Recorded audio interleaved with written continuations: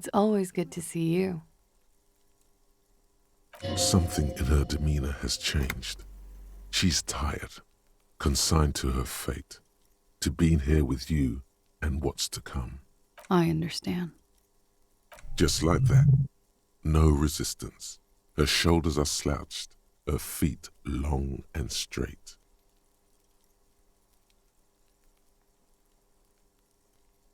I know. For what it's worth, I'm sorry. For all of this, for wasting your time. Why did you waste our time then? Because of the Hardys. I couldn't just dispense with them. They were only trying to help me. Out of the shit I'd gotten into. You're right. There's more. You answer to the coalition government, and by extension, the moral intern.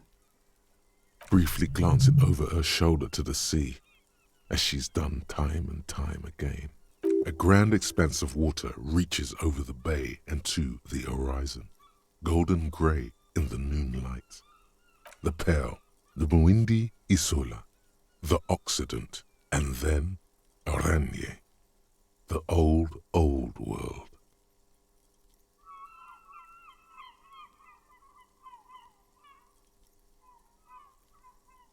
You share a database with them. You send people to their courts. Just business, but bad business for some people in the moral intern. If I show up in your records, officer, they will find me. They will... What happens if they do? They will kill me, sir. If you file my name, take me in for questioning, enter me into the moral intern mill, well, then I'm fucked. For nothing. This murder didn't have anything to do with me. It's not nice, but it's not illegal. Not here in Revachol, or even in Oranje. What exactly did you do? Industrial espionage. I joined a business collective with the intention of betraying them. I did my job well enough to be asked to do it again, with a bigger company. The kind you really, really don't fuck with. I took their ledgers, 2 decades worth of accounting. I need the names of the companies involved and who hired you.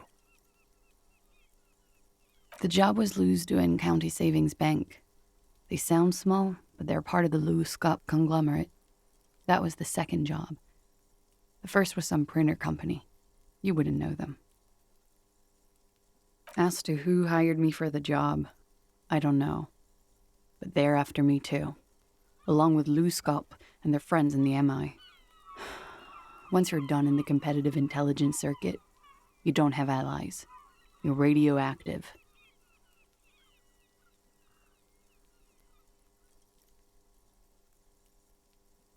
I am a destroyer. People lost their jobs. Good people.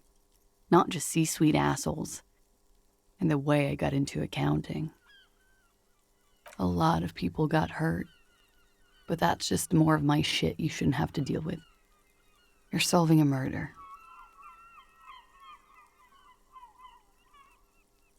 Last week, Angus and Titus's brother, I think he's called Tibbs, took care of it. You should have another look at that window after this. Reconstruct the scene. It's right there. Yes, you see the glass sparkling out of the corner of your eye. We were there. Together. In bed, I mean. Okay. He was in a kneeling position. He had just entered me. I was on my back, looking at him. I heard the window behind me shatter, and I turned to look. There was a hole in the glass. I turned back to him. His eyes were looking through me, and his mouth was open. Dumb. I could see. I could... A great pain moves through her, a dark and indefinite wave. She continues in spite of it. I knew he was dead, before he fell down on top of me. He was heavy. I pushed him off and he fell to the floor. There. He only had his boots on. I bit the pillow, not to scream, then ran downstairs. I waited for the second shot to come. For me. I thought there would be one. It never came. She's forgotten about her cigarette. The butt has burned right down to her fingernails.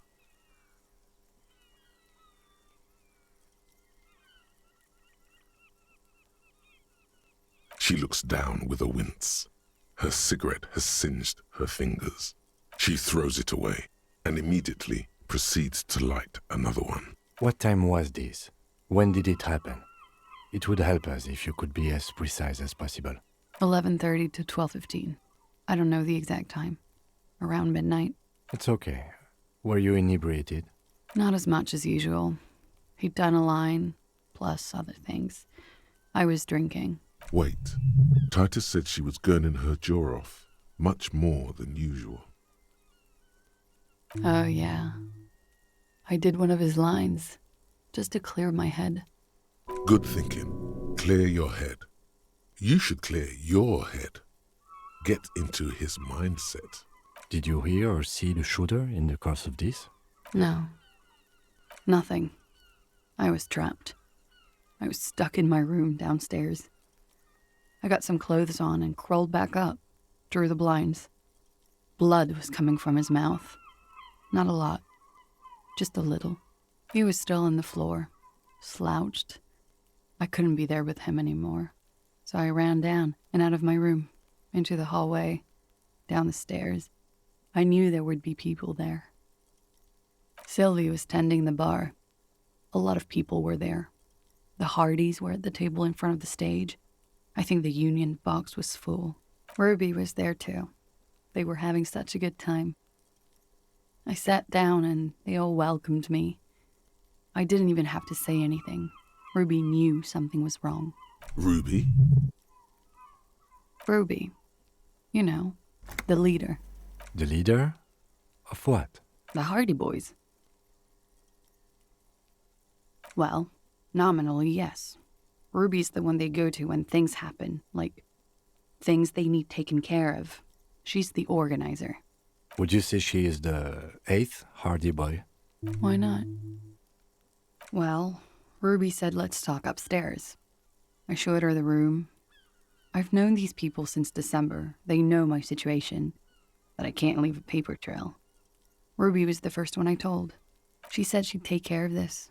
It's what she does, you know, take care of things. I helped her get the body to the bathroom. We used a belt to pull him up under the shower, to keep him upright. To mislead you, they were tampering with the body. To produce lividity, matching a hanging? Yes. We completely missed the tampering. Looks like you got there in time. What was this, 20 minutes after death? Oops. About 20, yes. Ruby explained it would make the blood... You know what he does. Ruby went outside to talk to Titus and the boys. I was just looking at Lely in the bathroom. I had to put his clothes back on. His armor, too. It was tough, but I've seen him take it off and put it on many times. It took Ruby maybe half an hour to come back with Titus. I'd gotten him ready by then. They carried him out. I knew what they were going to do, make it look like a hanging. Ruby said they would. Ruby said to wait here. She also said I wouldn't see her for a while, that we should lay low or something. So I did. I don't know. I haven't seen her since. We will need to take this question to the Hardy Boys. When he was shot? I may have. I don't know. I couldn't hear anything over the glass exploding. The gunshot wasn't that loud. This is something to keep in mind when assessing the distance of the shot.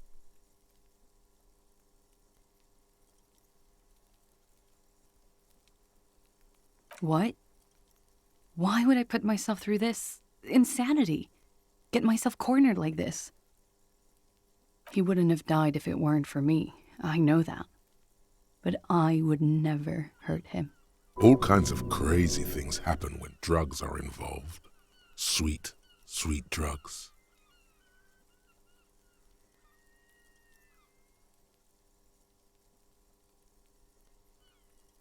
What does that mean? Do drugs make you aggressive? No. People don't take drugs to kill each other. They take them to feel okay with each other. I thought Ravishal would be more enlightened about this, especially since you've taken them yourself. The lieutenant gives you a sideways glance. I'm sorry. I withdraw what I said. I didn't mean to judge anyone. I'm sad to hear that. They must have said it in some fit of frustration or under pressure. They couldn't have meant it. I've talked to them after it happened. No one has implicated me. She's getting scared now of you, the downstairs people, all of it. Like what?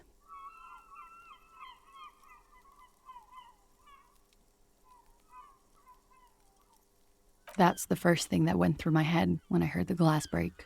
I thought they'd found me. They've killed him to punish me. All last week, I've tried not to talk to anyone or be seen with anyone so they wouldn't be hurt. I've come to understand, however, this is paranoia. What happened didn't have anything to do with me. I just don't know. I don't know anything.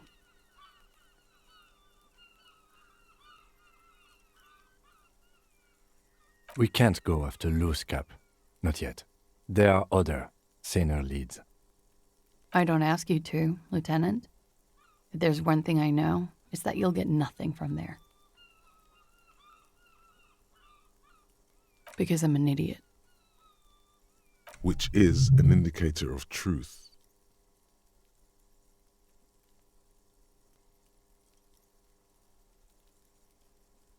You have to understand, the people around here, no one was making the call, and he kept rotting. And then they picked his clothes off, and that little fucker threw stones at him. Her jaw is clenched. Her throat moves. It takes all her strength not to cave in and sob. Once. Just one time. He kept throwing stones at him for 3 days. I could hear the thud. Thud. So I called you. I hope with all my heart it's not the last thing I do in Ravishal.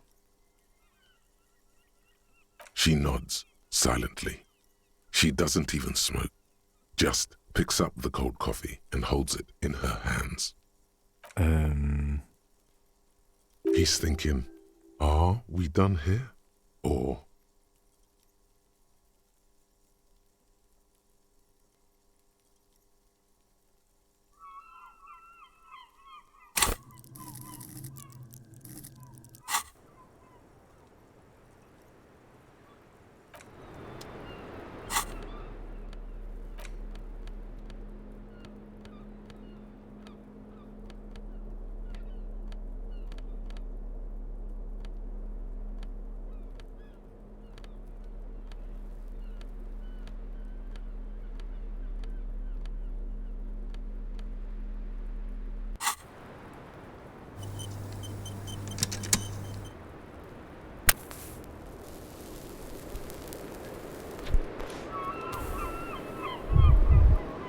Officer, it's a fine day for questions. But we are awake, sire.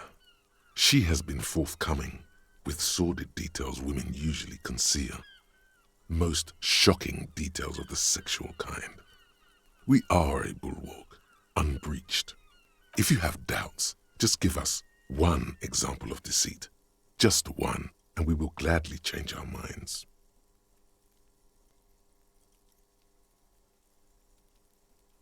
Gosh, she's so young, isn't she?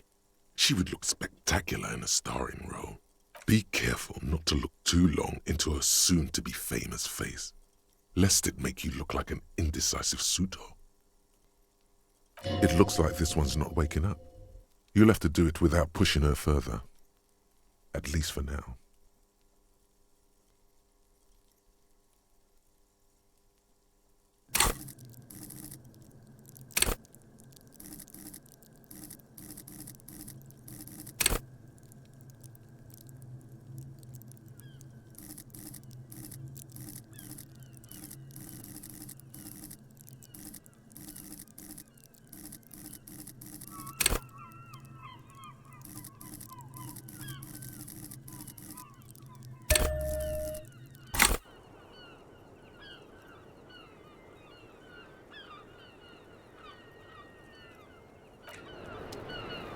Officer, it's a fine day for questions.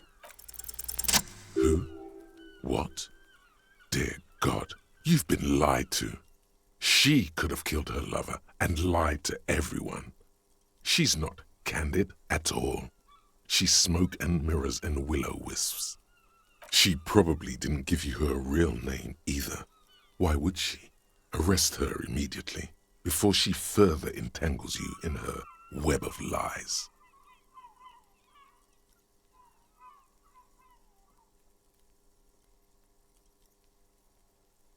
But I haven't done anything illegal. She purposefully misrepresented information crucial to the case. Fucking mind games. Enough. That's right, gang. Stern and merciless now. Stern and merciless as we reel her in.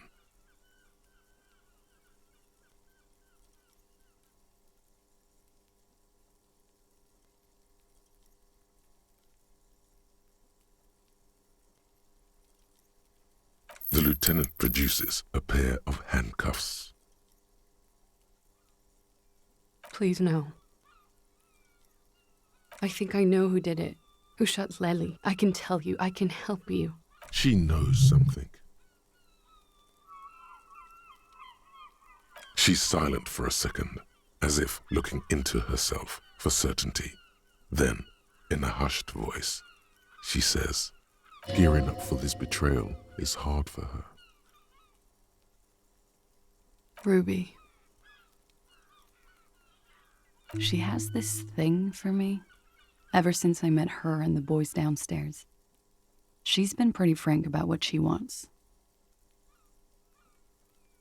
What she's saying is sex. And more. I made the mistake of confiding in her. I told her I was on the run. She started protecting me. It became an unhealthy relationship.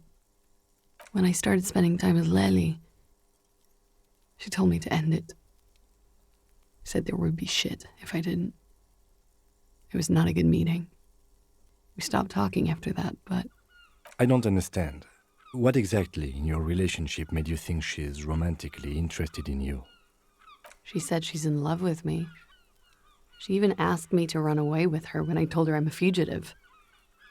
She started developing notions about our relationship. And you led her on? A little. I was flattered, you know? But then I had to let her off, and it was not easy. I came to regret being friendly with her. We maybe kissed, nothing more. This is just an assumption. I know what it sounds like. That's why I didn't want to tell you before. But she knew what had happened when I came downstairs. Somehow, she knew Lely was dead. She wasn't surprised at all. When we came up here, she was calm as a stone, too. She cleaned it all up like she had a plan. Could it be that Ruby was cleaning up after herself? That the lynching was a cover-up for her, and she organized the boys to do it? She came over one night, drunk, said she'd turn my life into a living hell. I've been threatened before, so I can tell when someone knows how to do it. And she's a pro. She must be. To keep the Hardys in line. I tried severing ties with her after that. I thought it had worked, but... Some of that fear is still with her. She exhales sharply. What are you talking about? She's afraid you'll arrest her. You've been through there, right? I saw you come out. It leads downstairs. She could have come to the roof through that, then made the shot right here, where I stand. It was dark outside. I wouldn't have seen her. Then slipped back downstairs without anyone noticing. That is possible. Interesting theory. Did she know that door exists? Had you been out there with her? Yes, of course. She's been up here many times, jacking private stations off the ring antenna. She used to come here to drink on the roof with me, before it got weird. Okay, and what? Arrest the liar now. Why? She told us some pretty interesting things there.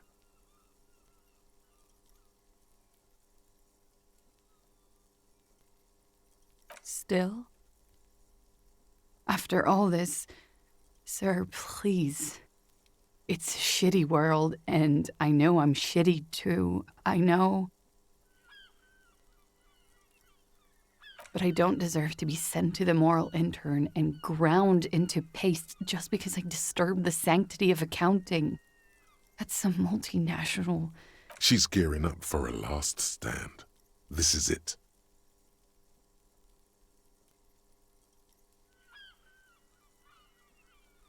I don't know. To spend my days with smoke, drink, and dance, wallowing in shit. Just like everyone else. You have those station calls, right? Where I have to show up at the station or I'll become a fugitive. You can write me one. You don't have to take me in right now. I promise I won't go out anymore at night. I'll be right here. I know you can do that. Just let me come in on my own. In 2 months, or maybe even 1 month. That's all I need. I do have a form. By God, she's playing him too. Like a fiddle, sire. Who would have known? She looks at you in silence, her face filled with fear, lips parted. Wait. If you arrest her, Kim will have to transport her. You'd be without your partner for the rest of the day. Shut up. He's making a decision, and it's his to make.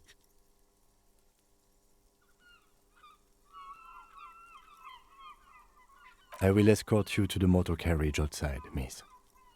With a muffled whimper, she extends her wrists. They're white, bony, exposed below the rolled-up sleeves of her jumpsuit. Waiting for your teeth and talons to cut into. This won't be necessary. I will take you to Station 57 myself and slow the extradition process as much as I can. It may be possible to stall it indefinitely, but you will be safer there for the purposes of this investigation. I can do this on my own. She's not an immediate flight risk. See you tomorrow morning, officer. Downstairs at the Whirling in Rags.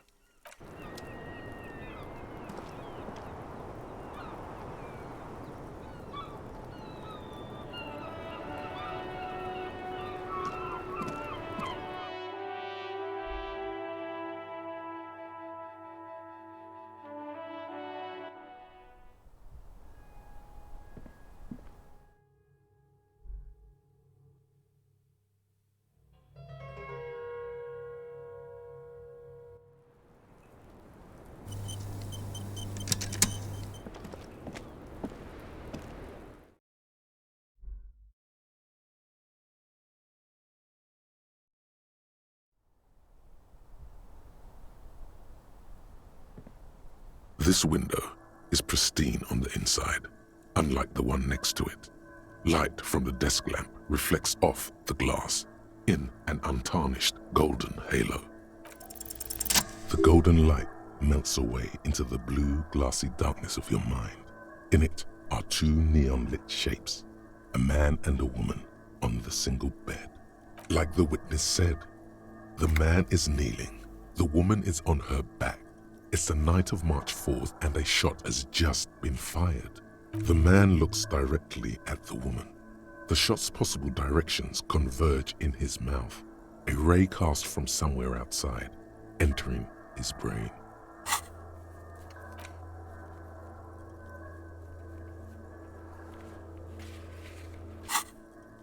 From the roof outside, location A prime, the glass fractures around the bullet hole.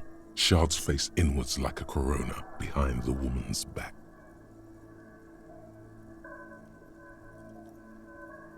The man does not know the bullet has entered his brain. He never will. Death comes faster than the realization. The ray cast from the man's mouth unravels into a fan of possible directions, all on the roof at first. The shot could have come from any of them. This is composite location A prime, most likely of the origin points. There could have been. Then the rain and slush and wind washed it away. This was more than a week ago. 72%, with a weapon that's good for medium range, like a rifle or sports pistol. This is a good short distance, but not too short. The perpetrator aimed with their back against the railing, or possibly kneeling for precision. This would explain why it only took them one shot. The lights were on in here. Outside it was dark. It was like shooting fish in an aquarium, a well-lit aquarium. The victim opened his mouth to let the bullet in. Neither of them would have seen anything outside in the darkness, too busy with their own bodies. Point X would contradict the woman's testimony, rendering the entire proposition void. These figures would be wiped out, Detective. None that you've found thus far, but that doesn't mean there aren't any. That's a 28%, yes. In this model, the shot could have come from a greater distance. Nothing excludes the possibility. Should we extrapolate to include every possible point of origin in Martinez? You would need a map for that, a map of Martinez. Your voice alone rings in the room. This visual forensics ability doesn't dispense shopping tips. In the bookstore.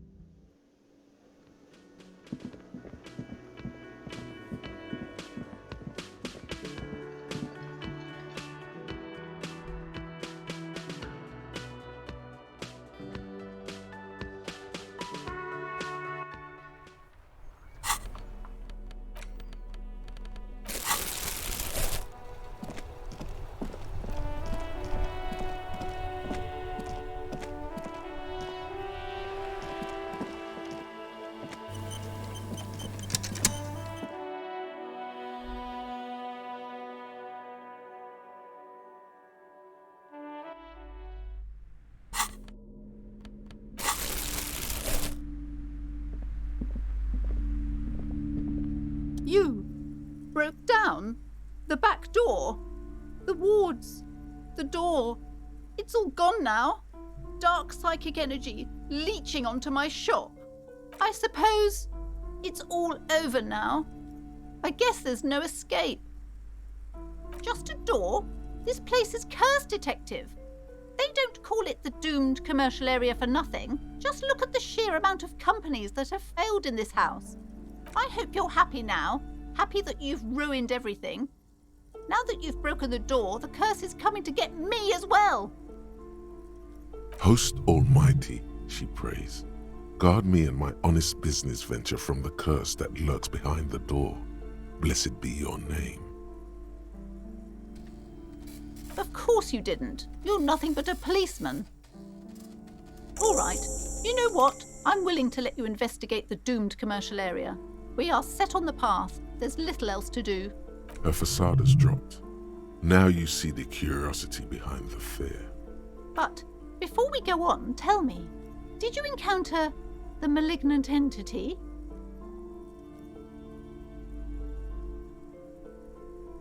You did? Then it has to be true. I've suspected that this woman-shaped energy must be connected to the curse ever since I first saw her. Did you see that she lives inside the chimney? Yes, I've heard that she's barricaded herself inside. It's connected to the central furnace in the basement. You should go and find it.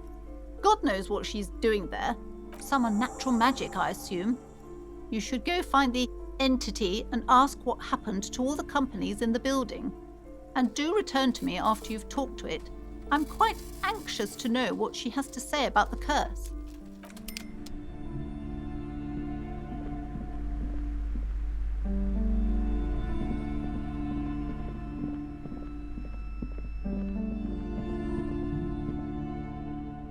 Several maps have been attached to a bulletin board hidden inside the alcove. They're held up by small pins. The board has come loose from one corner. The maps look old and faded. Your eye catches a map of Insulinda, a map of Revachol, and a map of Martinez. Martinez. This one could work for seeing where the shot came from.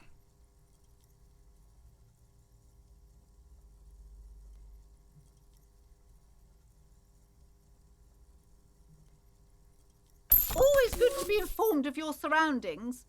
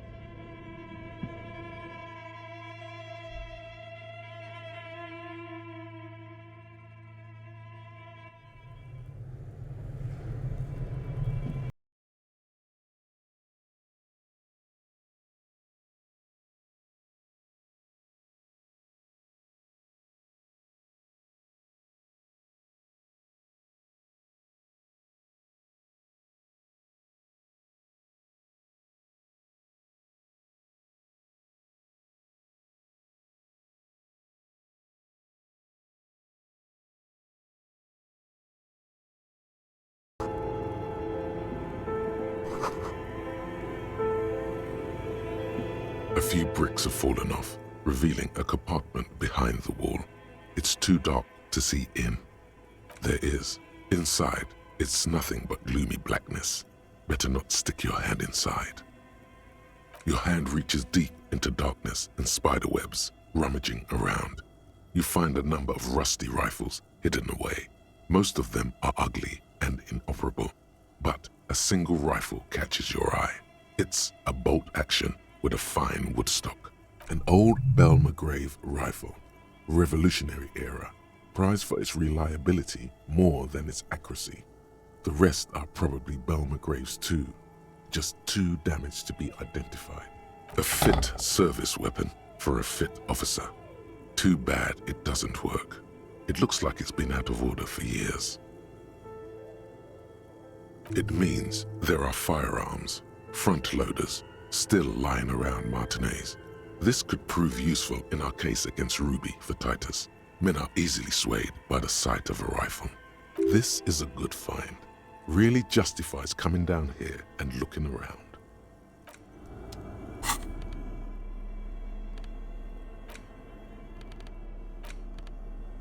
The worn map features the patchwork grid of the streets of Martinez, with directions to appropriately touristy locations. Year 48 resides on the upper right corner. Your finger moves through the various streets, across Rue de Saint-Ghislain and Rue Saint-Sipar, over Saint-Brun and Martinez North. Finally coming to a halt on the spot where you are currently standing, although the map gives no such indication itself.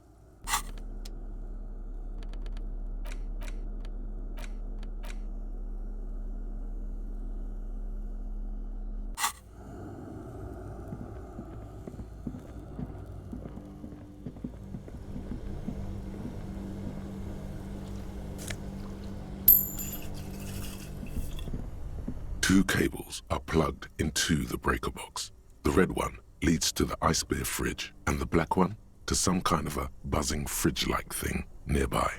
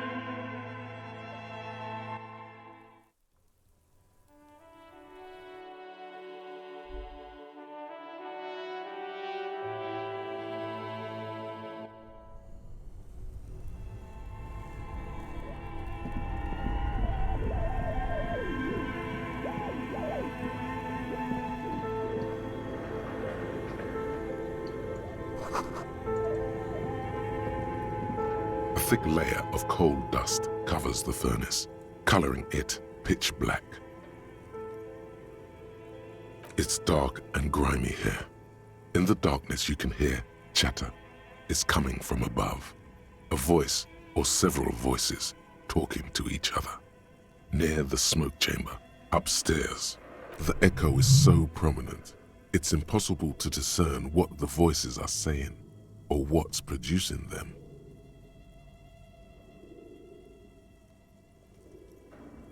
Maybe it's coming from behind those safety curtains you saw upstairs. You should investigate. Or maybe you're just hungover again.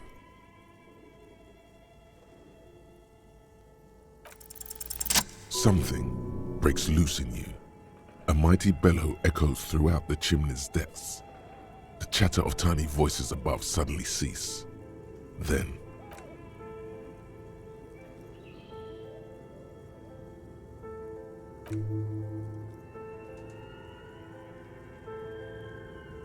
you hear a low rumble upstairs, the sound of a curtain being pulled aside. A lush layer of coal now covers your skin, sinking into the wrinkles. Your hands look ancient. Maybe you could paint something with this coal. Leave a cave painting for future archaeologists. No, that would be stupid. Still, it's good to have this dirt on you. Real men wear coal for makeup.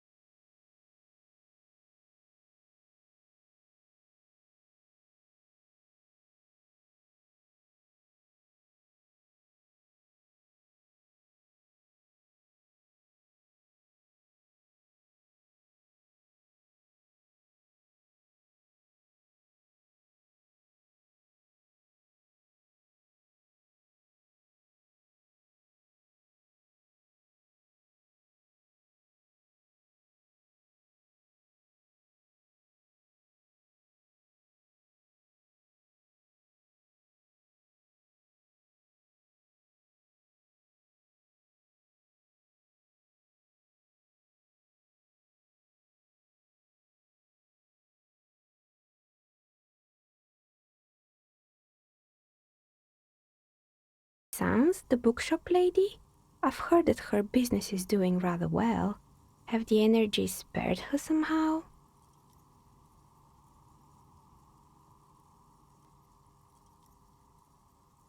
Oh, right.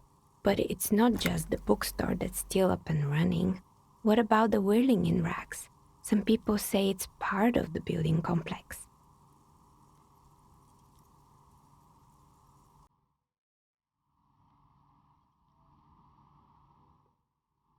You could say so. Both houses were built at the same time and under the east of the Commerce Central project. And then there is me. I've been here for 14 years, selling novelty dice to role-playing enthusiasts. Not exactly a million-real business idea, yet somehow I've survived despite the talk of malicious energies. Strange, isn't it? It's because she's in cahoots with the demons. Maybe it's just because she's so talented that she's been able to woo the curse.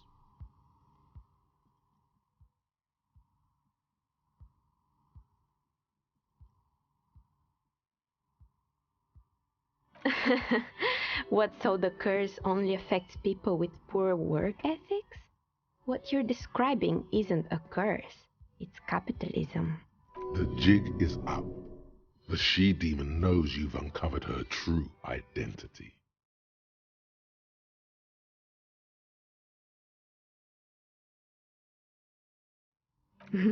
So I'm the grand dragon in the cave.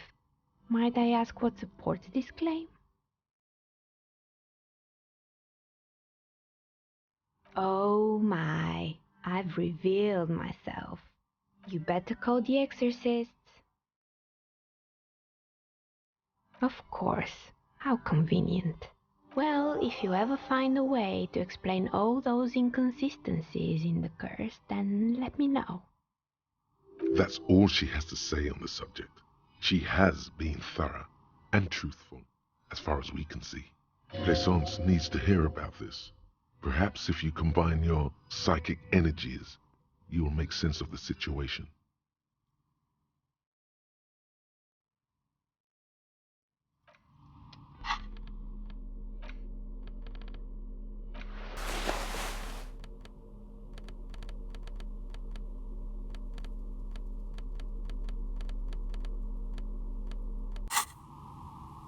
Oh, it's you again. Are you looking for a die? You feel nothing. If anything, it's uncomfortably warm in here. She has begun to idly clean one of her carving tools with a dirty kerchief, the tool's sharp edge shining in the light of her desk lamp.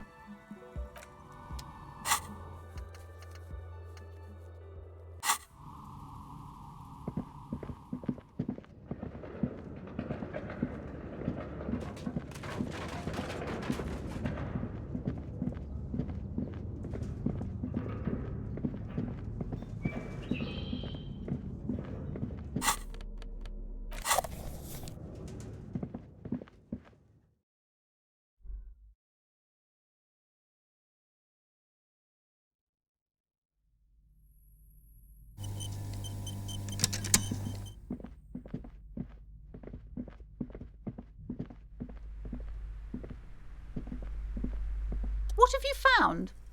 And also, do buy the books. There may be teachings in them. A novelty dice maker? Well, spit it out. Why does she need the dice? For some kind of sorcery? Sometimes they use the ankle bones of sheep.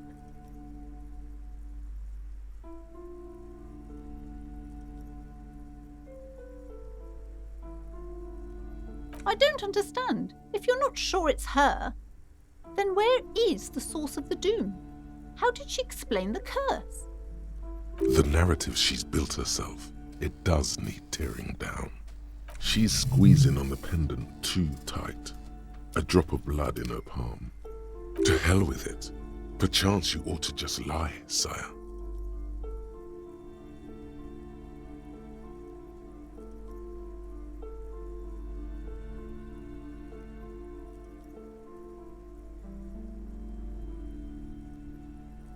you're telling me that you went in there and didn't find out anything about the curse? Of course, I should have known better than to put my hopes on a man like you. You're no Simonese ghost whisperer. You're an alcoholic. The investigation's over. I don't want you going in there anymore. You're only angering the psychic weather in here. Now, if you're not going to buy anything...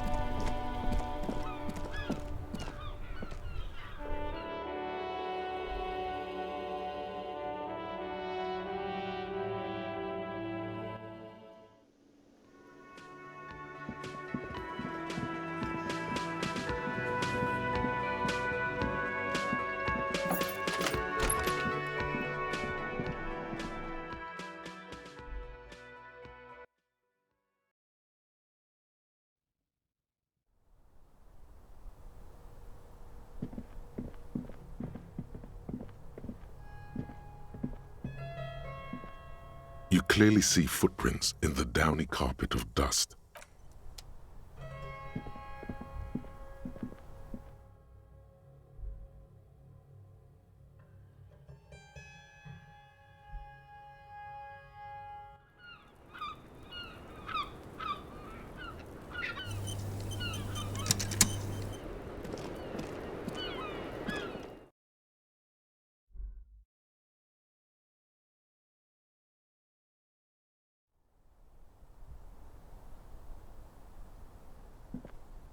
The same two neon-lit shapes, a man and a woman.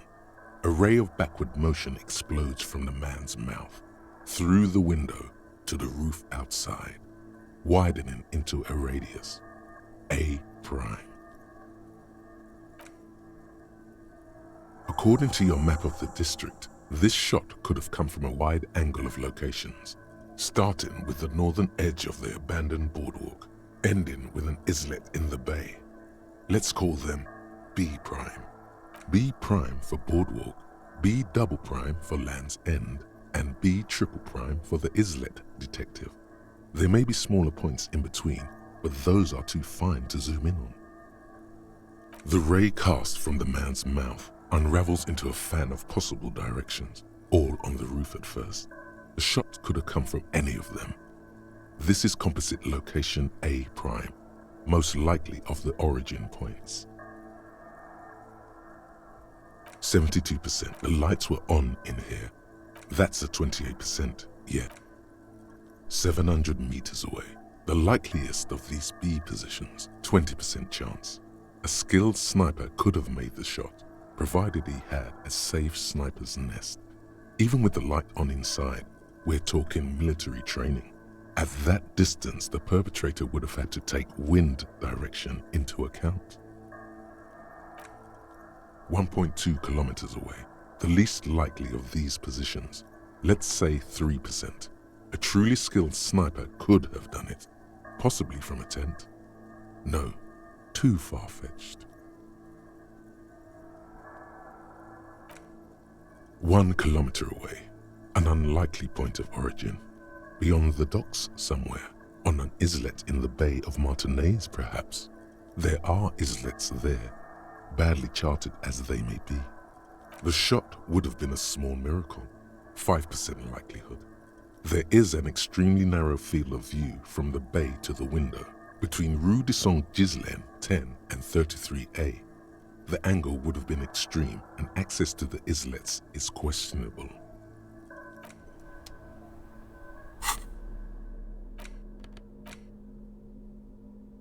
The bullet is safely sealed away in a plastic bag bearing the RCM stamp. Kim has filled out the label on the bag with the item number, case number, and date and location the bullet was found. The squished little thing has no idea. I know. You should find the gun that shot this bullet.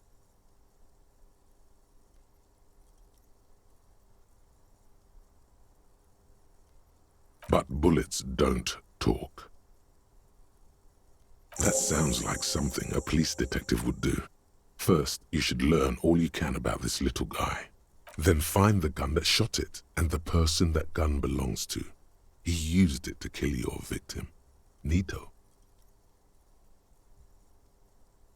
The squashed bullet has some sharp edges where the jacket has split open. It feels cold, even through the bag. The jacket of the bullet is made of a yellowish metal. It has blossomed out to reveal a dark grey core. The base of the bullet is close to 5 millimeters in diameter. You can just about make out a few striations near the base of the bullet. Little hairlines, linear. It feels standard. It's quite destroyed. Some of the fragments are still lodged in the wound. What's interesting about the bullet thus far? A jacketed bullet, which would have been shot from a military-grade breech-loading rifle, not from a muzzle loader like those typically found on the streets of Martinez. Very interesting. You have an unusual military-grade bullet in your hand. Now all you need is to find a gun that could fire it. A rifle, Revolutionary period. Your bullet looks to be an old 4.46 millimeter from the surplus left over from the turn of the century. Probably an antique or a retrofitted antique. The 4.46 caliber was widely used with the Belmargrave rifle, a Revacholian manufacturer. The BM dominated the battlefields of the Insulindian theater of the anti-centennial revolution 50 years ago. Incidentally, you have just such a rifle with you, the dusty old thing you found hidden in the basement below the commercial area. It's unusable, sadly. If it were, the bullet would probably fit the chamber. No, but Zeliger, a major firearm manufacturer, ended up with a surplus after the war, so there are still a lot of these old military rifles floating around, usually broken. The quality was appalling. Antiques enthusiasts, guerrilla fighters in distant countries, a few lucky jamrock bangers, you're looking for the same thing you found in that hidden weapons cache, only in working order. Back at the station, the lieutenant is standing at a counter, diligently filling out paperwork to hand over to a tired records clerk. You should share your findings with him as soon as possible.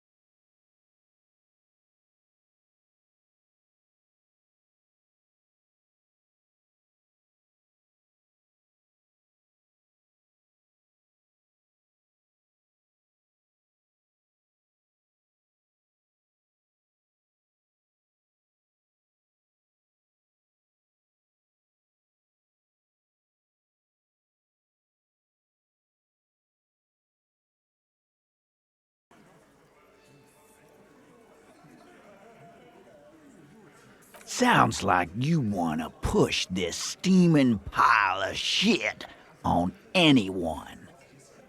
And now you pick Ruby. Well, not on my watch you won't. Ruby's one of us. We're not gonna throw her under your moral intern steamroller. Fuck that shit. And fuck you too, moral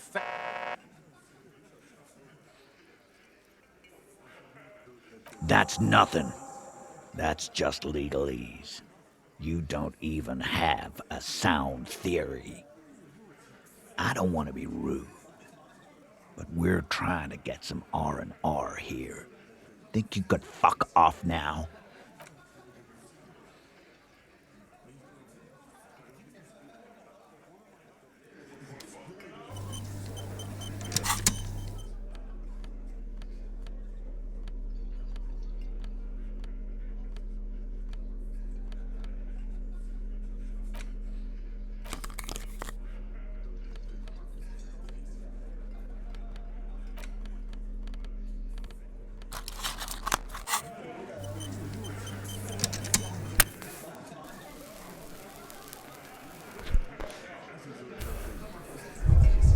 It's you again.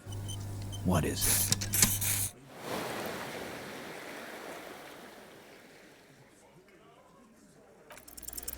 Nothing is happening. The pieces are there, but they remain unconnected. Sorry, you're not coming up with anything. Again, the pieces are there. She could have done it. Somehow. Something else. Walla walla bing bang. It's just not coming together. No one knows.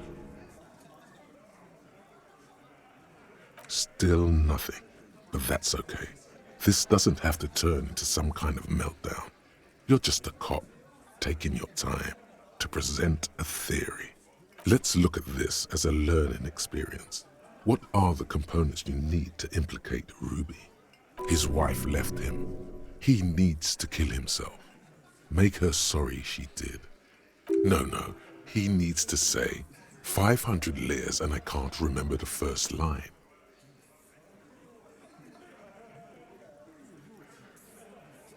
I don't know what to say to that. That's sad, man. But why are you squinting like that? Looks to me like he's about to get aggressive. You know, I'm beginning to think this clown is squinting at me because he wants to start something. Nah, boss, he's just mentally handicapped. I've seen him do that. Here you go. Access to the roof, weapon, and motive. That's not too hard. And here is what you can do to make it even easier. Come on, guys. Say, 500 layers and I can't remember the first line. No. He already said that, and nothing good came of it. Just do what the nice, helpful guys said, and don't do the bad things. It's that simple.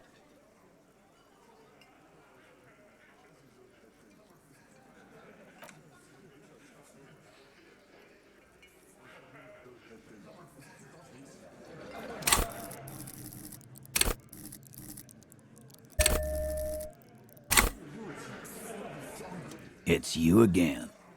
What is it?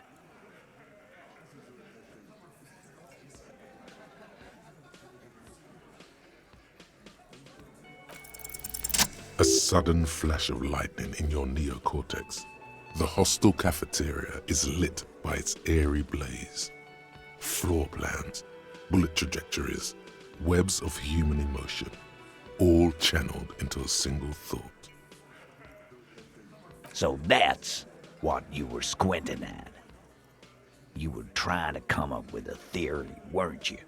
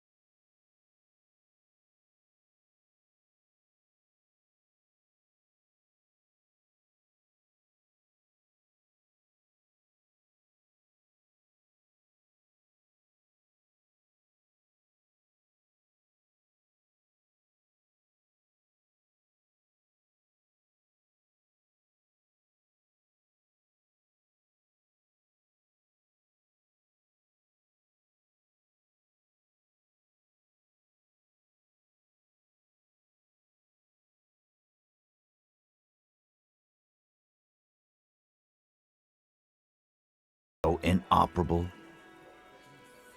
God damn it. We need to close that dump down for good. Okay, I see your point. There are guns lying around. Damn it. I thought we'd found all the old spots. Why was that still there? We just missed one. Ruby doesn't know this place, boss. Just these cops digging up shit.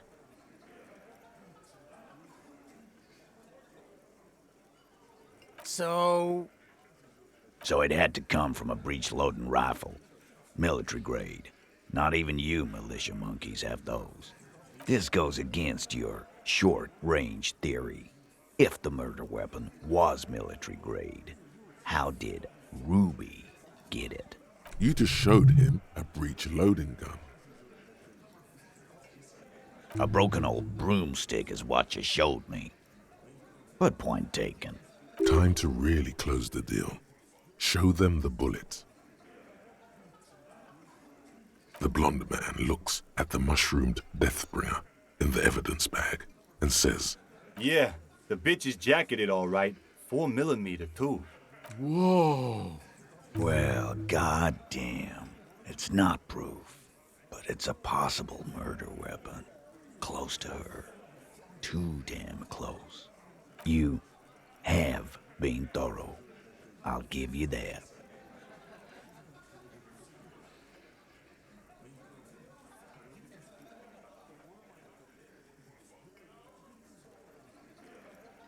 All right. Keep talking. I'm getting a bit curious about some things myself. T, we're not seriously considering it, are we? Ruby wouldn't do this. Why would she do something like this? Phase 3. Motive. The last component.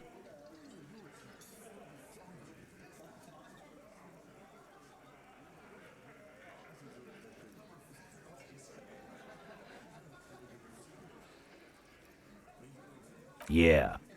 Like what? A thing? You mean? Yeah, but they're both girls.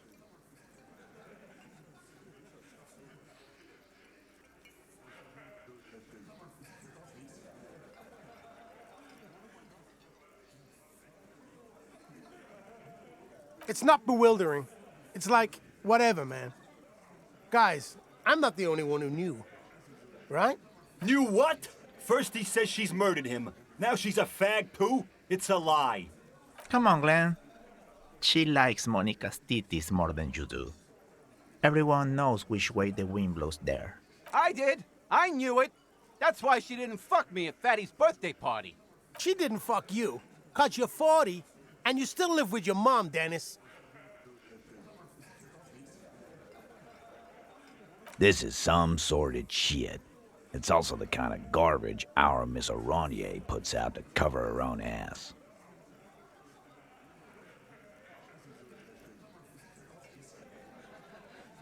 Figures. But that Ruby is queer as cabaret, now that I start thinking about it. So there is some truth to it. And that's okay. Some are queerer than others. You can still be a Hardy. But if you bring your own personal shit into our outfit... If that's the case, then it's not right. But it's not the case, right? There are many pieces that fit together that way, Eugene. Face it.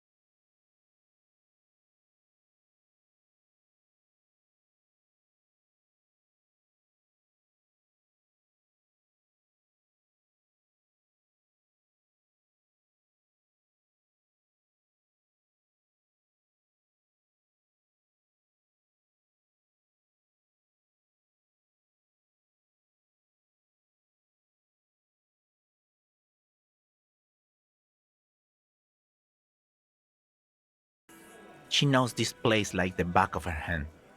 You'll never find her. Yeah, Al. And we won't either. She's not really a hardy candidate anymore, is she? She's not, Glenn. A little. On the coast. More precisely, on the coast, past the waterlog. She's not here, so I'm thinking she's there. Who's doing this looking? They're all here. Lizzie needed some air. You're a smart cop, but you're a stupid person. No one goes to tell Everard anything. If he has to know, he has to know fast. It's called a radio, you believe. The gardener may have played you a game when she stormed out. She has her own plan. I told you. You. Yes, you. The cop with the sideburns and the disco clothes.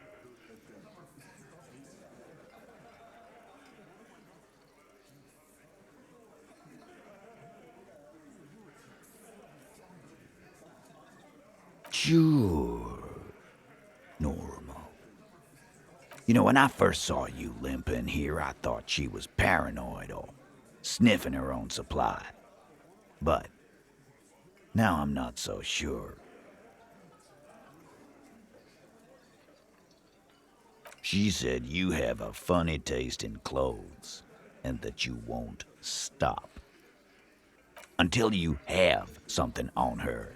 She said she's heard of you from Jamrock, that you're a human can opener, that you play suspects against each other, open them up like cans. Fucking hell. Titus, did he just... Open Angus up like a can? Yes, he did. Now, we can whine about it, whack him, or we can go on with our lives. I'm having a go on with our lives kind of day, Al. How about you? Silence. He nods. Yeah, there was something else. She wouldn't tell me, though. I could see she wanted to. It was burning on her lips. This called Titus. This called heat. But she was too scared. Scared? You should be too. A strange fear creeps over you. A metallic taste in your mouth.